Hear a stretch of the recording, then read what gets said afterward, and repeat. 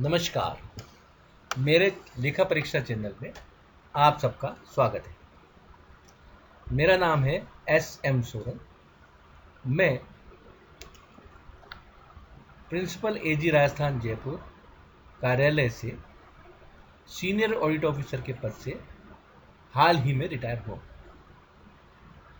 चूँकि मैं regularly office में इन हाउस ट्रेनिंग,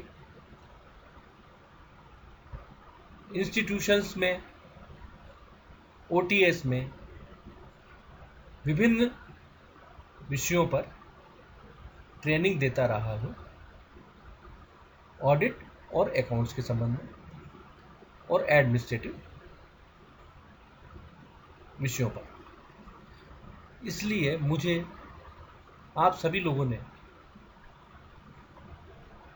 मेरे शुभचिंतकों ने जब आग्रह किया तो मैं ये वीडियो आप लोगों के लिए बनाकर प्रस्तुत कर रहा हूँ। हमारा चैनल लेखा परीक्षा आप सब्सक्राइब करेंगे तो आपको इससे संबंधित सभी तरह के वीडियोस इन विषयों पर हमेशा मिलते रहेंगे।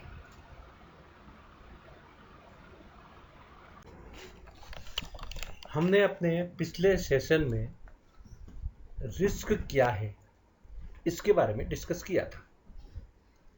फिर हमने देखा था कि risk management and risk assessment क्या है और basic conceptual framework risk based audit planning के बारे में हमने बात की थी। यहाँ मैं आपको ये बताना चाहूँगा कि ये हमने जितनी बात की ये हमने ऑडिट प्लानिंग करते वक्त, यानी हमने जो एंटिटी की यूनिट्स जब सेलेक्ट की या किसी ऑर्गेनाइजेशन को जब सेलेक्ट किया या कोई एंटिटी हमने सेलेक्ट की इटसेल्फ, तो हमने ये देखा कि हम उनमें से किस किस का ऑडिट करेंगे और जब ऑडिटर ऑडिट करने जाएगा तो उसको ये बताया जाएगा कि किस किस एरिया में वो अपना थ्रस्ट दे।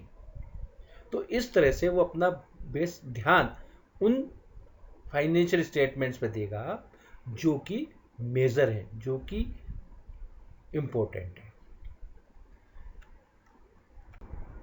आज हम डिस्कस करेंगे कि जब ऑडिट कर लिया ऑडिटर ने और उसने अपनी रिपोर्ट प्रस्तुत करनी है तो उसकी रिपोर्ट में जो गड़बड़ियां आ सकती हैं, यानी उसको जो है जो ऑडिट रिपोर्ट जब उसने दी है और उसमें जो है ऑडिट करने के बाद जब वो उसका रिजल्ट प्रस्तुत कर रहा है तो उस रिजल्ट में जो है जो गड़बड़ियां हो सकती हैं, यानी जो ऑडिट करने में जो रिस्क हो सकती हैं, उनको हम ऑडिट रिस्क कहते हैं। तो आज हम डिस्कस करेंगे ऑडिट रिस्क के बारे में। ऑडिट रिस्क क्या है? Audit risk is the risk that an auditor expresses an inappropriate opinion on the financial statements। यानी कि ऑडिट रिस्क वो रिस्क है जिसमें कि क्या है कि ऑडिटर एक इस तरह का अपना ओपिनियन या अपना रिजल्ट प्रस्तुत करता है फाइनेंशियल स्टेटमेंट्स के बारे में, जो भी एंटिटी है उसके, कि वो जो है सही नहीं होता।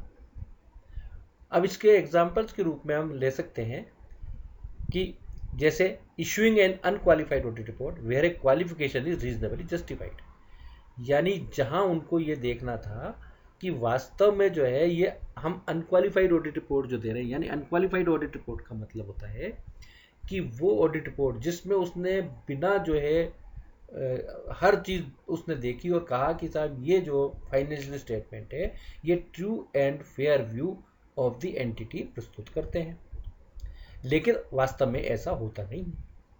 इसी तरह से issuing a qualified audit opinion where no qualification is necessary, यानी जहाँ की आपको क्वालिफिकेशन की ज़रूरत ही नहीं है, यानी उसको क्वालिफाई करने की ज़रूरत ही नहीं है, वहाँ आपने ऐसा डिसीजन दिया, ऐसा रिपोर्ट दिया कि जो है क्वालिफिकेशन नेसेसरी था। और कई दफ़े क्या होता है कि failing to emphasise significant matter in the audit report, यानी बहुत बड़े बड़े मामले वो उसके ध्यान से चूक गए, यानी ऑडिटर ने उन मामलों पर ध्यान ही नहीं दिया। चौथा हमने पॉइंट जो लिख रखा है इसमें वो है providing an opinion on financial statements where no such opinion may be reasonably given due to significant limitation of scope in the performance of the audit, यानी ऑडिट उतना हुआ नहीं, यानी ऑडिट जो परफॉर्मेंस का ऑफ द ऑडिट का है उसमें जो है उतना आपने देखा भी नहीं और उसमें आपने कह दिया, अपना ओपिनियन दे दिया। तो आपका स्कोप लिमिटेशन था लेकिन आपने अपना ओपिनियन दे दिया, जो कि बेसिकली गलत होगा।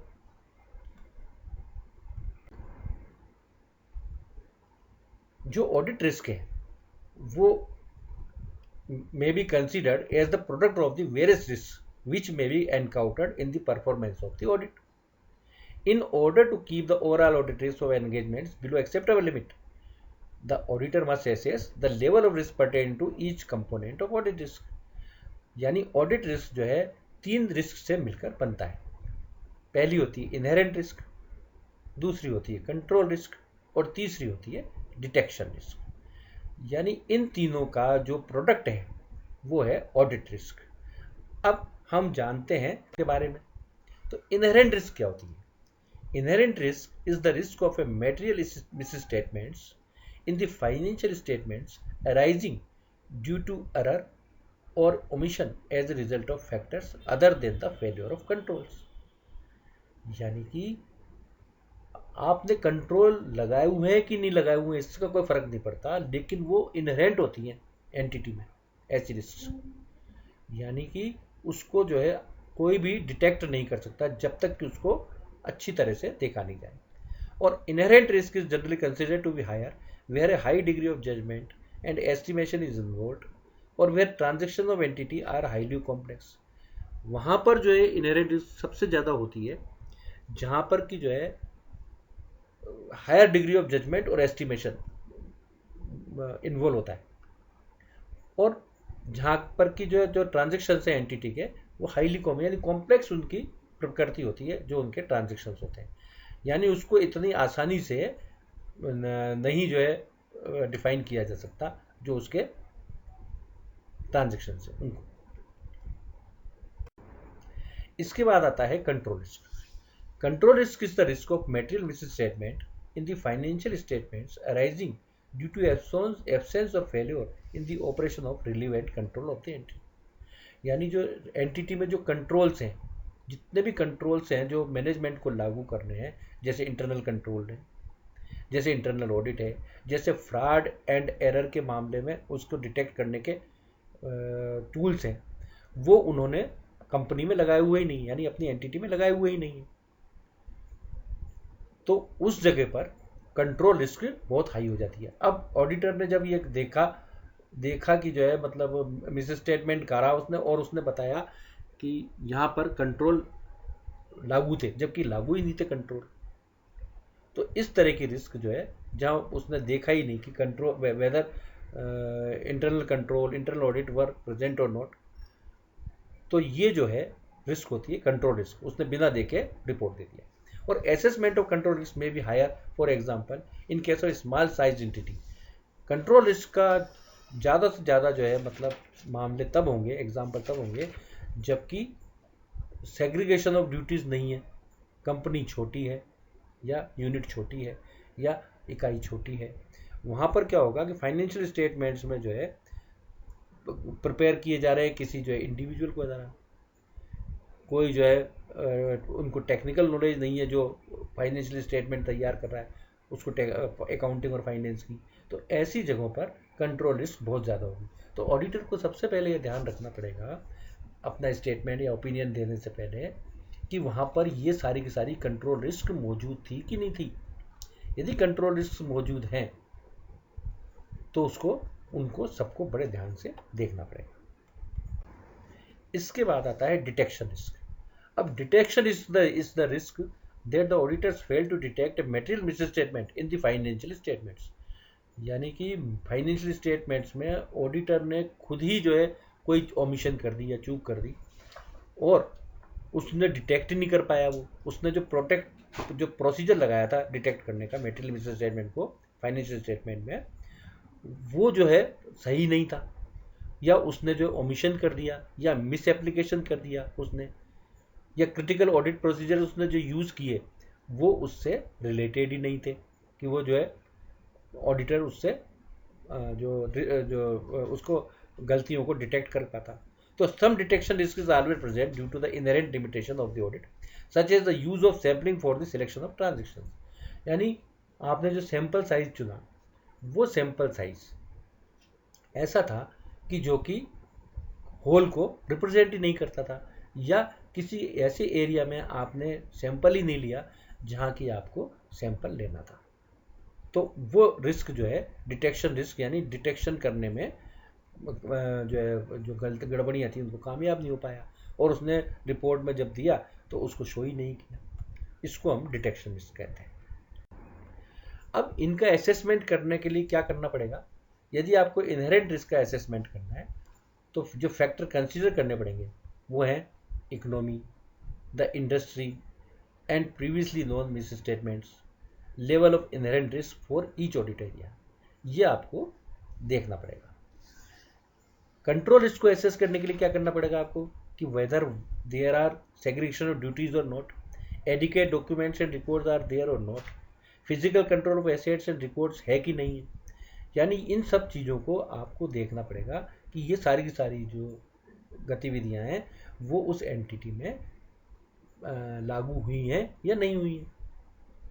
और डिटेक्शन रिस्क को एसेस करने के लिए आपको क्या करना पड़ेगा कि एक ऐसा जो ऑडिट प्रोसीजर है जो कि आपने जो है मतलब अप्लाई किया है वो कहीं गलत तो नहीं है, ऑडिट रिजल्ट को आप कहीं गलत मिस इंटरप्रेटिंग तो नहीं कर रहे हैं, और आपने जो है रॉन्ग ऑडिट टेस्टिंग मेथड को सेलेक्ट कर लिया है। तो ये सारी चीज़ें यदि आप एसेस कर लें ऑडिट करने से पहले, ऑडिट रिपोर्ट देने से पहले, तो आपके ये सारे के सारे जो ऑडिट रिस्क है इसको आप कर्व कर सकते हैं, खत्म कर सकते हैं, और एक अनक्वालिफाइड रिपोर्ट यानी true and fair view of the entity आप शो कर सकते हैं, जो कि ऑडिट का पर्पज है। Thank you. Meet you in next video.